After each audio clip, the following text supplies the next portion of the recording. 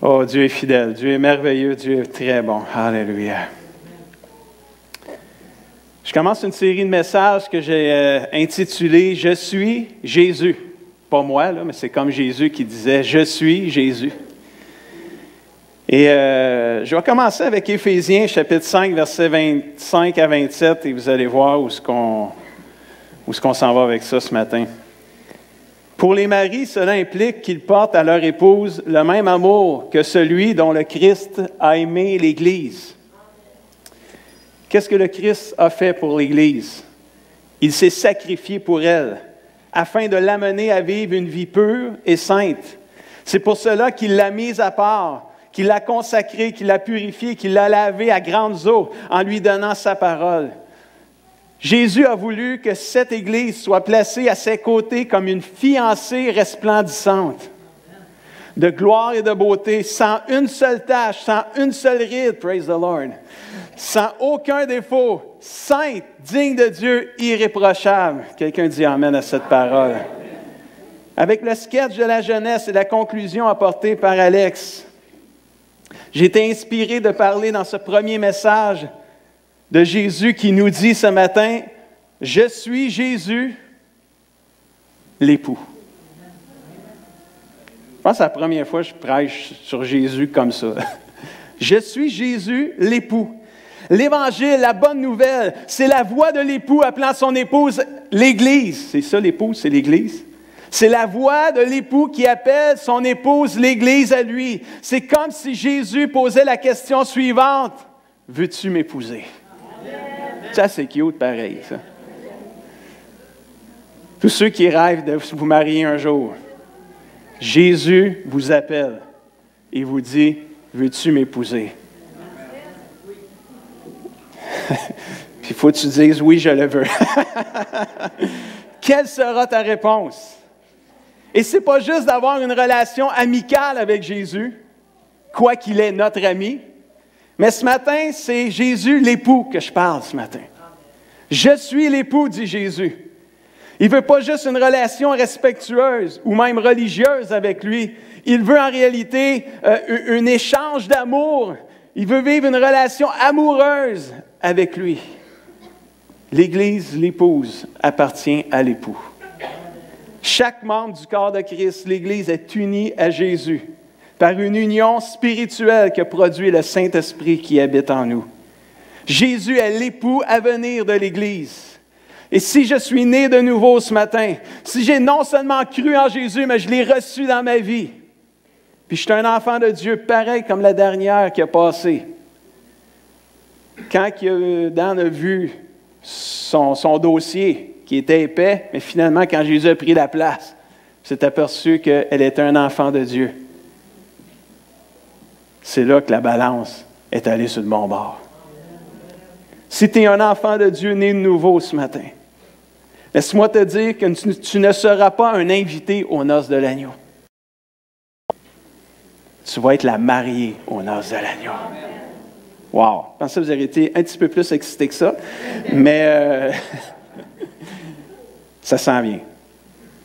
Jésus a tout fait pour se préparer une épouse rayonnante de gloire. Wow!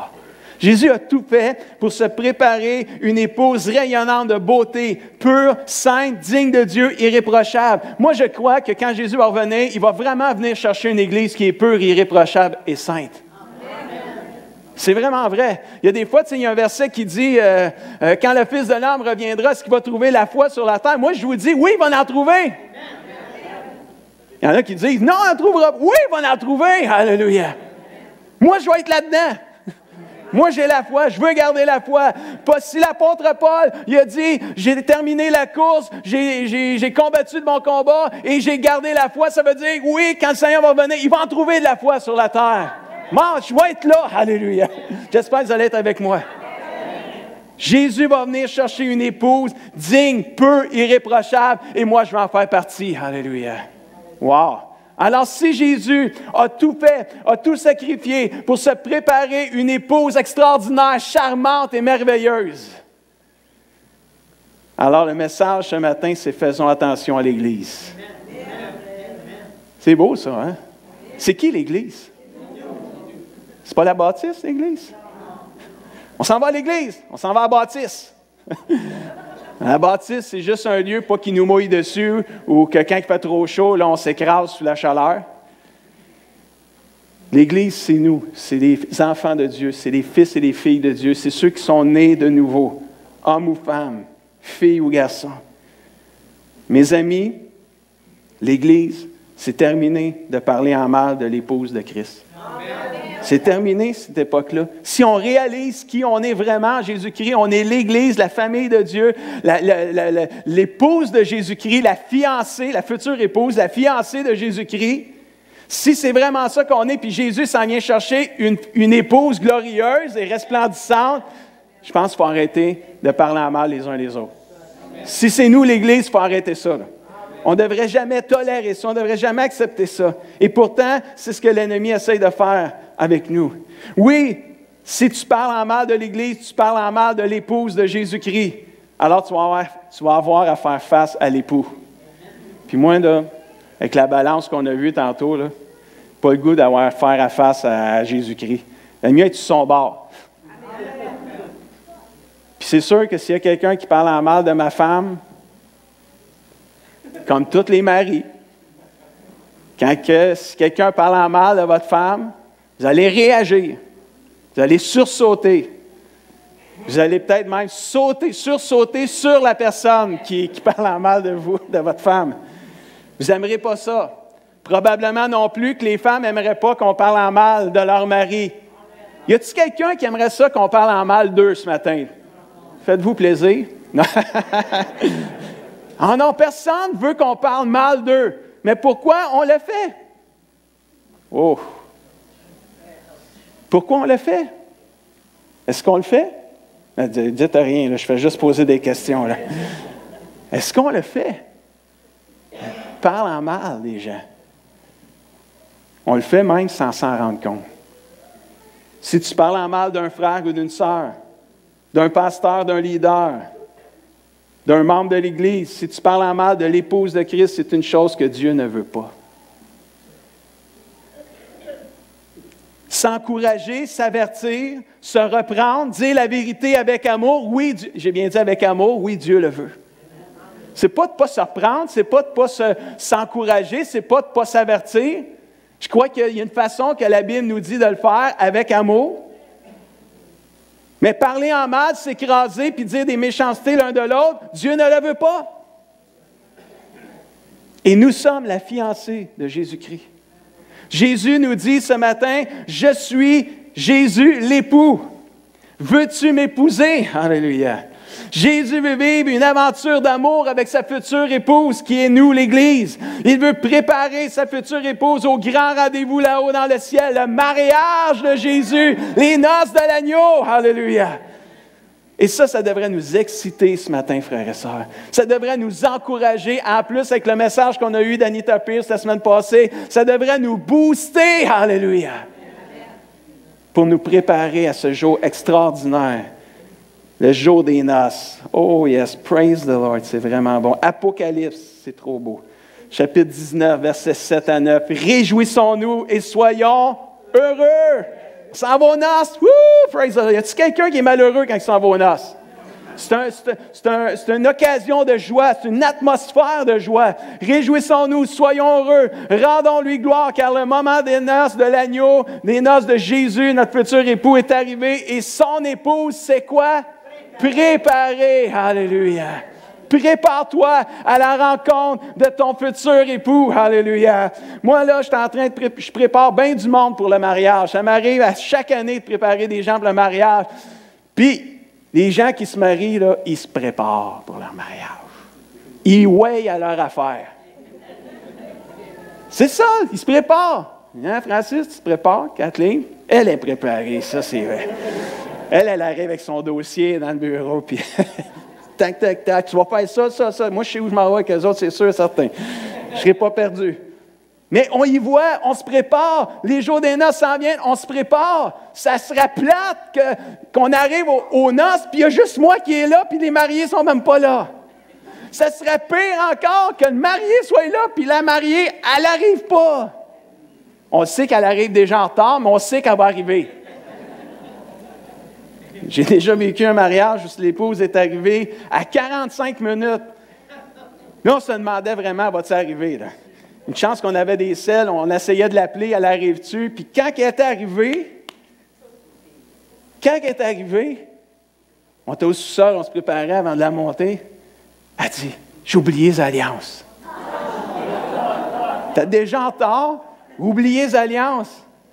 Mais là, t'es trop en retard. On ne retourne pas, là. Elle avait 35 minutes de route à faire pour aller retrouver les alliances. On fait quoi, là? La maman de la mariée pleurait. La mariée était découragée. Qu'est-ce que le marié va dire, là? Lui, là, on va arriver à l'échange d'alliances. Il n'y a pas d'alliance. Qu'est-ce qu'on va faire? Et c'est là que tu as besoin d'être système D développé. Fait qu'on s'est dit, trouvons des alliances à quelque part. Fait que là, il y a une... Ça pas pire, la dame était quand même petite dame, il y a des alliances qui fitent dans tous les doigts, là. On en a trouvé une, mais le monsieur, le futur, c'était un monsieur costaud, des gros doigts, là. Mon alliance ne marchait pas, elle ne marchait même pas dans son petit doigt, mon alliance, là, tu sais. Finalement, on en a trouvé une qui ne rentrait même pas dans le doigt au complet, là.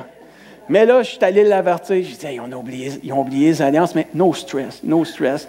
J'ai dit, on en a trouvé une, elle ne rentrera pas au complet, mais j'ai dit, garde, on va juste, il fallait rentrer, puis on n'en parle plus. Tu sais, passe, souris, oui, je le veux, puis praise the Lord.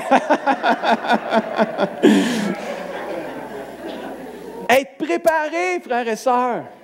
Préparé à la rencontre des noces de notre Jésus, de notre futur époux. L'alliance de Dieu avec son peuple sera ainsi accomplie de manière définitive. Les noces de l'agneau vont sceller officiellement dans le ciel l'union de Jésus-Christ, l'époux, avec son Église, l'épouse. Et nous sommes l'Église qui a hâte à ce grand jour glorieux et merveilleux.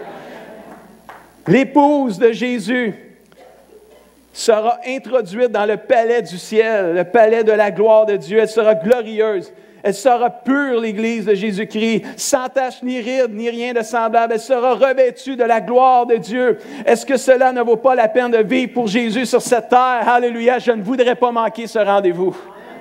Prépare-toi à la rencontre de ton roi. Prépare-toi à la rencontre de ton futur époux. Alléluia. Un grand rassemblement est prévu pour cette fête dans le ciel. Le jour où les noces de Jésus, de l'agneau et de son Église seront célébrées dans la gloire de Dieu et en présence de toutes les créatures célestes. Quel grand jour extraordinaire et merveilleux ça va être. En attendant, il y a une invitation générale et universelle à partager. C'est la prédication de la bonne nouvelle. C'est l'annonce de la bonne nouvelle. Pour qu'on puisse être une Église qui va être, comme on a lu tantôt, là, pleine. La salle, elle va être bondée de personnes. L'Église, là, Jésus va se marier avec beaucoup de monde en même temps. Là, ça va être extraordinaire. Et combien en entendront-ils parler si personne ne les avertit ou ne les prêche ou ne leur partage cette bonne nouvelle? Et on va annoncer la bonne nouvelle jusqu'au retour du Seigneur Jésus-Christ dans le monde entier à tous les êtres humains. Certains vont refuser l'invitation, comme on l'a lu tantôt, beaucoup d'appelés, peu d'élus. Beaucoup vont recevoir l'invitation et certains vont refuser parce qu'ils n'y croiront pas, ils n'y croient pas, et d'autres, ils ont d'autres priorités. Certains vont dire oui sur le coup parce que là, sur le coup, dire, moi, je vais faire partie des noces, je vais être là, je ne veux pas manquer de mariage.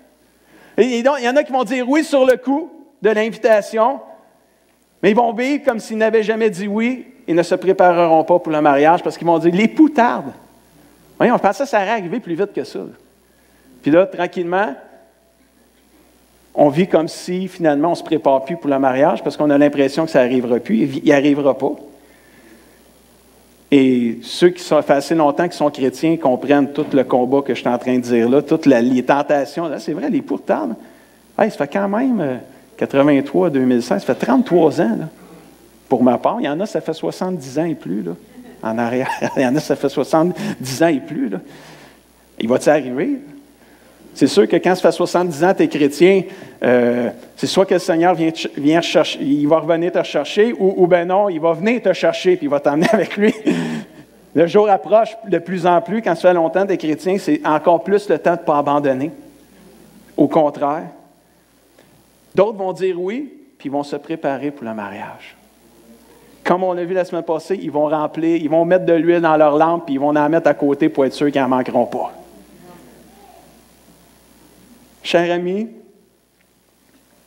ce matin, j'ai une belle déclaration à vous faire qui va faire la joie de tous les célibataires dans cette salle. Tu finis ta vie marié à Jésus puis tu vas au ciel, ou tu finis ta vie coloc avec le diable puis tu vas en enfer. C'est une belle phrase, ça. C'est Facebookable, ça, cette affaire-là. Tu finis ta vie marié à Jésus puis tu t'en vas au ciel, ou tu finis ta vie coloc avec le diable puis tu t'en vas en enfer. Où est-ce que tu veux aller? Si tu veux aller au ciel, il faut que tu dises « Oui, je le veux » à Jésus. Pas à moi. Pas à moi, il faut que tu dises ça. Moi, je l'ai déjà fait. Moi, j'ai déjà dit « Oui, je le veux ». Puis il y a quelqu'un qui me l'a dit « Oui, je le veux ». Mais tu dis « Oui, je le veux » à Jésus. Jésus t'appelle ce matin. Jésus t'appelle et te demande « Veux-tu m'épouser? » Wow!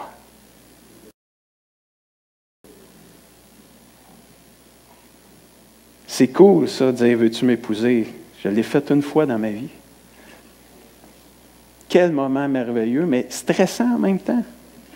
Parce que tu espères qu'elle va dire oui. Là. Tu penses qu'elle va dire oui. Tu souhaites qu'elle dise oui. Tu crois qu'elle va dire oui, mais tant qu'elle ne l'a pas dit, elle ne l'a pas dit. Puis, tu sais, tu dis, veux-tu m'épouser? Puis elle a dit, oui, c'est quoi t'as dit?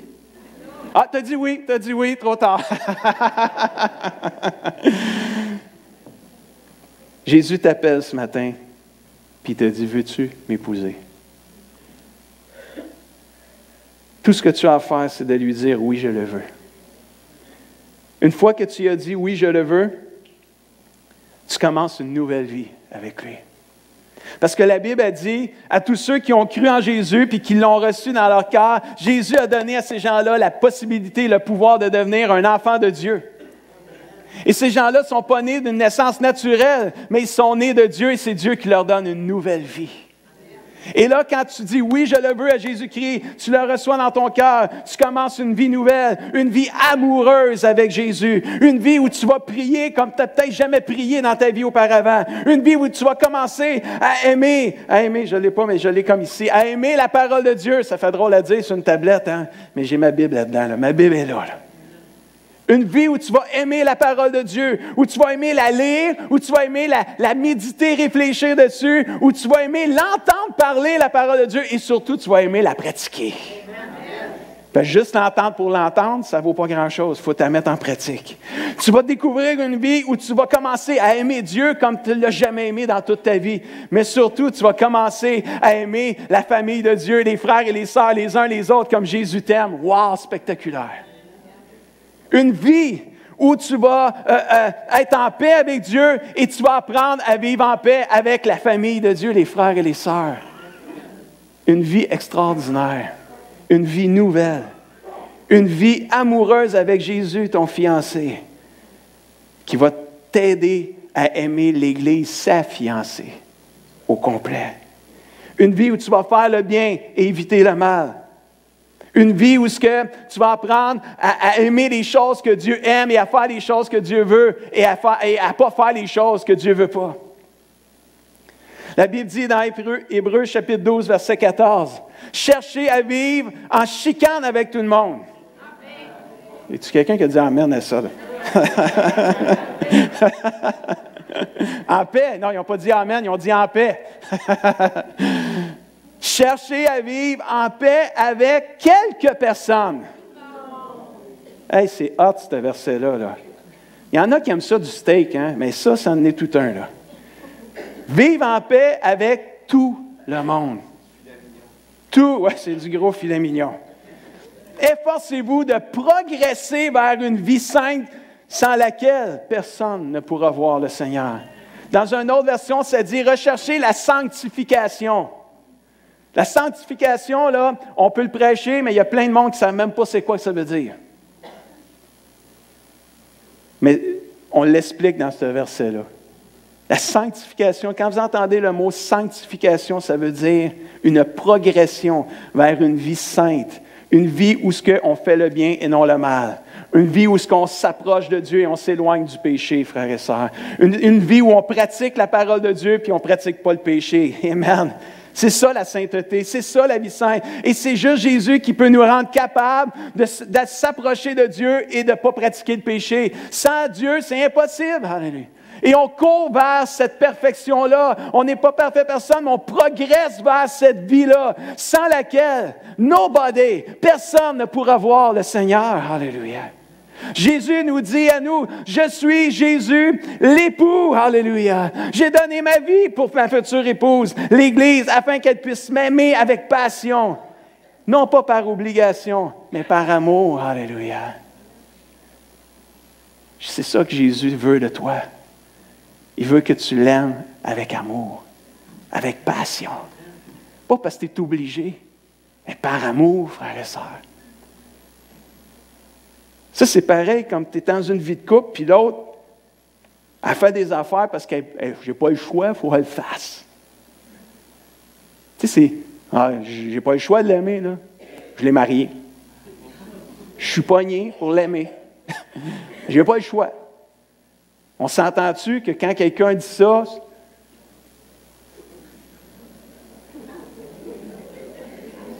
toi aussi, tu n'as pas le choix de l'aimer aussi. Tu sais, tu as un choix de réponse là-dessus, à cette heure?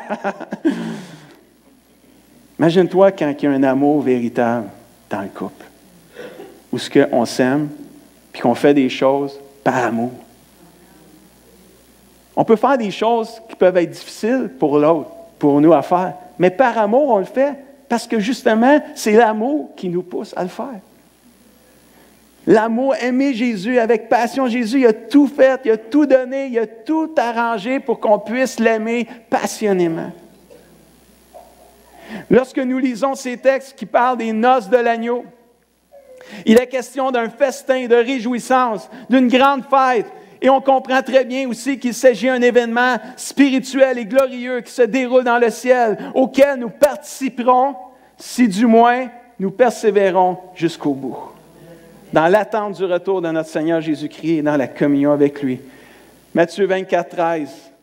Mais celui qui persévérera jusqu'à la fin sera sauvé. Tous ceux qui croient en Jésus et qui l'ont reçu dans leur vie font partie de cette épouse qui est l'Église. Comme la Bible le mentionne dans la parabole des 10 vierges, puis je ne veux pas la répéter parce qu'on l'a entendu la semaine passée, ce ne sont pas tous les gens qui vont participer à ce repas. Certains seront à l'extérieur, voulant entrer, mais ne le pourront pas, car ils ne s'étaient pas préparés pour l'occasion. Je vous en supplie, au nom de Jésus l'époux, soyez réconciliés avec le Seigneur. Soyez réconciliés avec le Seigneur. Donne ta vie à Jésus ce matin. Aime le Seigneur avec passion. Retombe en amour avec Jésus, ton fiancé. Praise the Lord. Sois l'Église amoureuse de Jésus, son fiancé. La joie que nous expérimenterons lors de ce mariage sera vraiment au-dessus de n'importe quoi qu'on a pu vivre sur cette terre.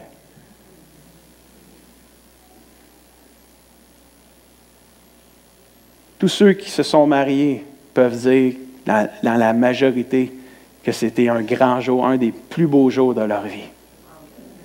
C'était un jour merveilleux, le jour du mariage pour plusieurs.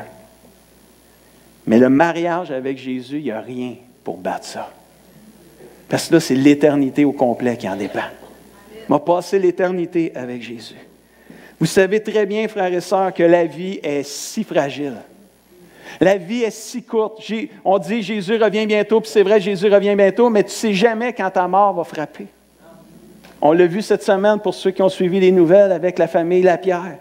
Un drame incroyable, un drame terrible. Qui aurait pensé que quand ils se sont levés mardi matin, ils auraient crashé dans l'avion?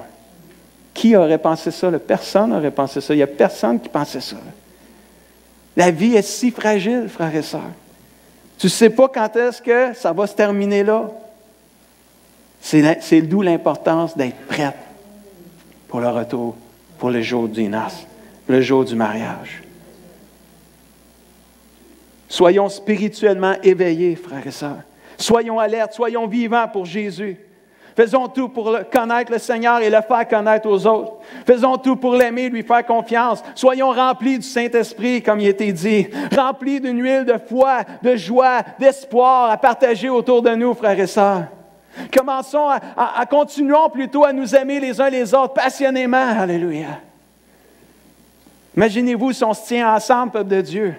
Puis on s'aime les uns les autres, on s'encourage. On se donne la main ensemble, puis on prie les uns pour les autres. On s'encourage, on s'avertit les uns les autres dans l'amour. On se fortifie les uns les autres. Puis on commence à répandre la bonne nouvelle partout autour de nous autres. Ailleurs, on a un impact. On risque de donner le goût à quelqu'un. Ce matin, j'écrivais dans ma dévotion que je mets sur Facebook, puis que ceux qui reçoivent, c'était le sel et la lumière. Être un chrétien d'impact. Le sel qui donne la saveur, qui donne le goût. Le sel qui préserve. Mais quand le sel, il perd sa saveur, tu n'en mets plus de sel. Tu veux du sel, c'est pourquoi? Parce que tu veux du goût. Tu veux rendre meilleur ton aliment. Tu veux rendre meilleur ce que tu manges. Trop, c'est comme passer. Puis tu comprends-tu, là, mais être un chrétien d'impact, est-ce qu'on donne le goût aux gens d'être chrétiens quand ils rentrent en contact avec nous? Est-ce qu'on est contagieux? Alléluia! Frères et sœurs, je dis juste ça pour s'encourager, frères et sœurs. Parce que le diable, lui, là, il est armé jusqu'aux dents. Puis lui, tout ce qu'il veut, là, c'est nous éloigner de Dieu. Tout ce qu'il veut, c'est nous rendre paresseux spirituellement. Tout ce qu'il veut, là, c'est nous éloigner de la parole, éloigner de la prière, éloigner des choses qui pourraient nous emmener dans la présence de Dieu. Nous éloigner ces choses-là, nous rendre ultra occupés. On n'a plus de temps pour prier. Mais on a le temps d'œuvrer, par exemple. On va faire toutes sortes de bonnes œuvres, mais on n'aura pas le temps de prier, nourrir notre âme. Tu comprends-tu ce que je veux dire? Soyons éveillés, frères et sœurs. Les noces de l'agneau. La cloche est à la veille de sonner. J'aurais dû prendre ta cloche, j'ai envie de sonner encore. Et Apocalypse 19, 9. Heureux ceux qui ont été invités au repas des noces de l'agneau. Et il ajouta, ce sont là les paroles véritables de Dieu. On va inviter l'équipe de louange à s'approcher. Praise the Lord. Jésus revient bientôt. Et il te dit ce matin, je suis Jésus. Je suis quoi? Je suis l'époux. Amen. On peut se lever ensemble? Merci Seigneur Jésus. Sois loué Seigneur Jésus. Sois loué Jésus. Oh merci Seigneur Jésus. Juste fermons nos yeux quelques instants. Commençons à prier là où on est. Merci Jésus. Oh Jésus, je t'aime. Alléluia. Peut-être Philippe commençait à jouer un petit quelque chose au piano. Gloire à toi, Seigneur Jésus.